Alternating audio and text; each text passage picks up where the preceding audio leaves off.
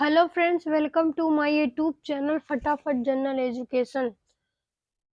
तो इस वीडियो में हम लोग बीएड एंट्रेंस एग्जाम की तैयारी के लिए इतिहास के महत्वपूर्ण स्रोत के बारे में पढ़ चुके थे और इसमें सिंधु घाटी की सभ्यता के बारे में पढ़ेंगे। तो सर्वप्रथम 1921 ईस्वी में राय बहादुर दयाराम साहनी ने तत्कालीन भारतीय पुरातत्व विभाग के निर्देशक सर जॉन मार्शल के नेतृत्व में हड़प्पा नामक स्थल की करके इस सभ्यता की खोज की। तो इस सभ्यता की खोज सर्वप्रथम 1921 में की थी राय बहादुर साहनी ने। हड़प्पा के पश्चात यानी हड़प्पा के बाद 1922 ईस्वी में राखाल दास बनर्जी ने मोहनजोदड़ो नामक स्थल की खोज की।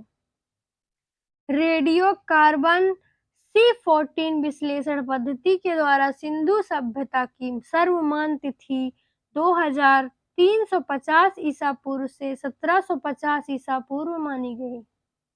सिंधु सभ्यता के अन्य नदी घाटियों का विस्तृत स्वरूप का पता चलने के कारण हड़प्पा सभ्यता के नाम से अधिक जाना जाता है।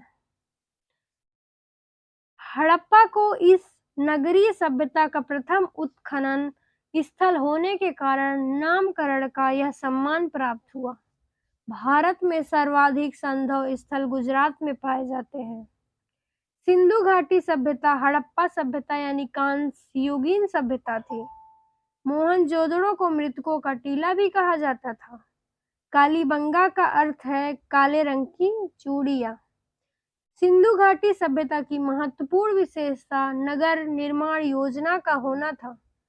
एक सुव्यवस्थित जल निकास प्रणाली इस सभ्यता के नगर निर्माण योजना की प्रमुख विशेषता थी। हड़प्पा सभ्यता का जो समाज मात्र सत्तात्मकता था, कृषि तथा पशुपालन के साथ उद्योग एवं व्यापार भी अर्थव्यवस्था के मुख्य आधार थे। सभ्यता के आर्थिक जीवन का मुख्य आधार कृषि था। यहाँ के जो लोग थे आर्थिक जीवन या पैसा कमाने का कार्य करते थे वो कृषि करके करते थे। विश्व में सर्वप्रथम यहीं के निवासियों ने कपास की खेती की थी। तो यहाँ के निवासियों ने ही कपास की खेती प्रारंभ की थी। मेसोपोटामिया में कपास के लिए सिंधु शब्द का प्रयोग किया जाता था। यूनानियों ने इसे सिंडन कहा, जो सिंधु का ही यूनानी में रूपांतरण है। हड़प्पा सभ्यता में आंतरिक तथा विदेशी दोनों प्रकार का व्यापार होता था। व्यापार में वस्तु विनिमय के द्वारा होता था। मापतौल की इकाई संभवतः 16 के अनुपात में थी। हड़प्पा सभ्यता में प्रशासन संभवतः वणिक वर्ग द्वारा चलाया जाता था।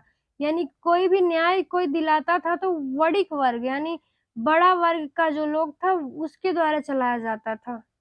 इस सभ्यता में मातृ देवी की उपासना का प्रमुख स्थान था। इस सभ्यता में जो लोग थे मातृ देवी की पूजा किया करते थे। साथ में पशुपति, लिंग, योनि, वृक्षों एवं पशुओं की भी पूजा की जाती थी। पशुओं में कुबड़ वाला सांड सर्वाधिक महत्वपूर्ण पशु था और उसकी पूजा का प्रचलन भी था। इस काल में मंदिर के अवशेष तो प्राप्त नहीं हुए। इस सभ्यता के निवासी मिट्टी के बर्तन का निर्माण, मुहरों का निर्माण, मूर्ति निर्माण आदि कलाओं से प्रवीण थे। मुहरें अधिकांशतः सेल खड़ी की बनी होती थी। हड़प्पा की लिपि भाव चित्रात्मक है। यह लिपि प्रथम पंक्ति में दाएं से बाएं तथा दूसरी पंक्ति में बाएं से दाएं लिखी गई। इस लेखन पद्धति को ब्रूस्टोफेदम कहा गया। इसे अभी तक पढ़ा नहीं जा सका है। हड़प्पा सभ्यता में शवों को दफनाने एवं जलाने की प्रथा प्रचलित थी। मानव शास्त्रियों के अनुसार 4 जाति समूहों प्रोटो ऑस्ट्रेलायड, भूमध्य सागरीय, मंगोलियन एवं अल्पाइन द्वारा इस सभ्यता का निर्माण हुआ था।